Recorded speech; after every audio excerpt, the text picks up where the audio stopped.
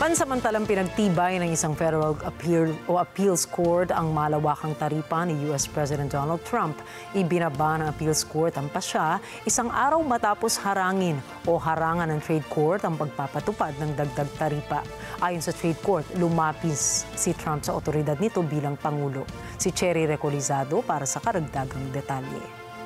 Ayon sa U.S. Court of Appeals ng Federal Circuit sa Washington, inihihinto nito ang pasya ng mababang hukuman upang ikonsidera ang apila ng gobyerno. Ipinag-utos ng Appeals Court na tumugon ang plaintiffs sa kaso sa 5 ng Hunyo at ang administrasyon naman sa 9 ng Hunyo.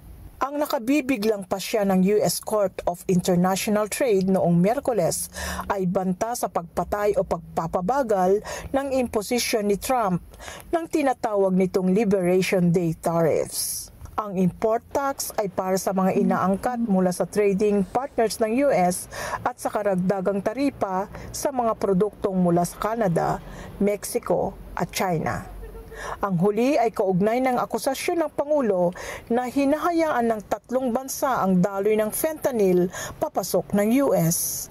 Nagpasya ang trade court na binigyan ng konstitusyon ang Kongreso, hindi ang Pangulo, ng kapangyarihang magpataw ng buwis at taripa.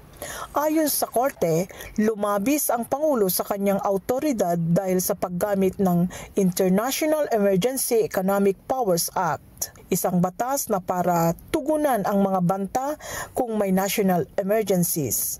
Ayon sa senior Trump administration officials, hindi sila nabahala sa pasya ng trade court.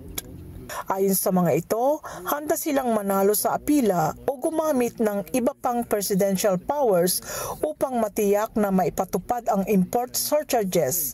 Ginamit na ni Trump ang banta ng paniningil ng taripa sa US importers sa mga produkto mula sa halos lahat ng bansa bilang pamumuwersa sa pambuong mundong usapang kalakalan. Cherry Recolizado para sa Mata ng Agila International, Trusted, Connected, On Point.